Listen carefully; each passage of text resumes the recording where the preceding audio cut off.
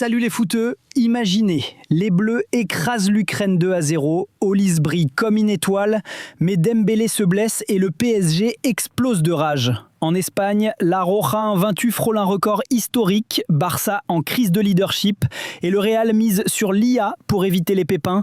Angleterre, Italie et Allemagne dans le dur. Cette revue de presse va vous scotcher. Accrochez-vous, on plonge direct dans l'actu brûlante du foot mondial. Let's go! Équipe de France. Commençons par nos Bleus qui ont marqué les esprits avec une victoire 2-0 contre l'Ukraine. Un bilan globalement positif et Michael Olise s'illustre en une de l'équipe. Ce milieu offensif a brillé par sa justesse technique, ses déplacements intelligents et sa capacité à fluidifier le jeu. Positionné en numéro 10 dans un 4-2-3-1, il a été à l'origine de l'ouverture du score et a orchestré l'attaque tricolore. Didier Deschamps a salué son rôle clé, capable d'alterner entre l'axe et le côté droit.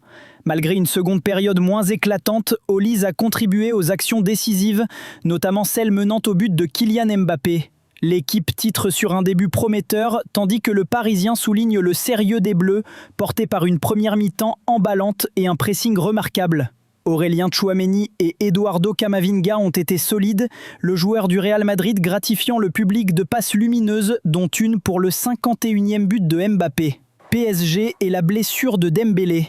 Mais attention, la blessure d'Ousmane Dembélé, touché à la cuisse après son entrée à la pause, suscite la polémique. Sorti une demi-heure plus tard, son cas provoque la colère du PSG, qui avait alerté la FFF sur un risque de rechute. Deschamps défend son choix, affirmant que Dembélé était apte. Cette blessure pourrait éloigner les liés de la Ligue des Champions et du Classico contre l'OM.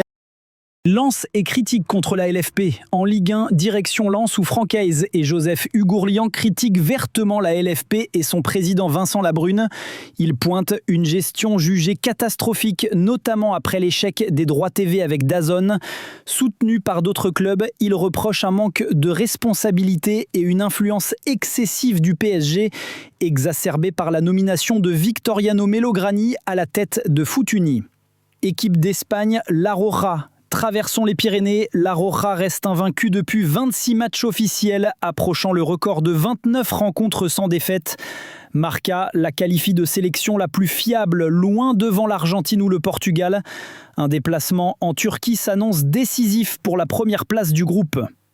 FC Barcelone, au FC Barcelone, le départ d'Inigo Martinez laisse un vide en défense et dans le vestiaire. Le club cherche un nouveau leader parmi Ter Stegen, Rafinha, Araujo ou Lewandowski, tout en surveillant des défenseurs comme Gonzalo Inacio, Murillo, Giacomo Benedetti ou Luca Beraldo. Par ailleurs, Marc Bernal, remis d'une grave blessure, revient avec un contrat renouvelé et intègre la première équipe avec le numéro 22. Rafinha, lui, a dénoncé un incident à Disneyland Paris où son fils aurait été ignoré par un employé, suggérant des motivations raciales dans un post Instagram. Real Madrid, à Madrid, Carlo Ancelotti prépare un plan de rotation pour gérer un calendrier chargé jusqu'au Classico du 26 octobre, impliquant des joueurs comme Ceballos, Fran Garcia, Alaba ou Rodrigo. Le Real innove avec l'intelligence artificielle pour prévenir les blessures, analysant des données comme le BIA sectoriel ou la métabolomique pour ajuster les charges de travail. Équipe d'Angleterre. En Angleterre, Thomas Tuchel prend au sérieux le match contre Andorre, comparant leur défense à un chewing-gum collant. Il insiste sur l'intensité nécessaire pour éviter une surprise, citant la défaite allemande contre la Slovaquie. Le Daily Mail s'interroge sur l'influence de Mark Bellingham, père de Jude et Job, dont l'attitude protectrice mais controversée crée des tensions au sein de la sélection anglaise.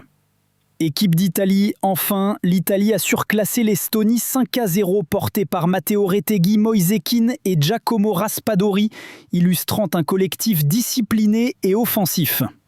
Équipe d'Allemagne, à l'inverse, l'Allemagne a subi une défaite historique 2-0 en Slovaquie, sa troisième consécutive. Julian Nagelsmann a critiqué le manque d'envie de ses joueurs, tandis qu'Antonio Rüdiger appelle à plus de cohésion pour relancer l'équipe face à l'Irlande du Nord. Voilà pour cette revue de presse explosive. Qu'en pensez-vous? Olise, le nouveau maestro des Bleus. Dembélé va-t-il rater le Classico? Dites-le moi en commentaire. Likez si vous avez kiffé. Abonnez-vous.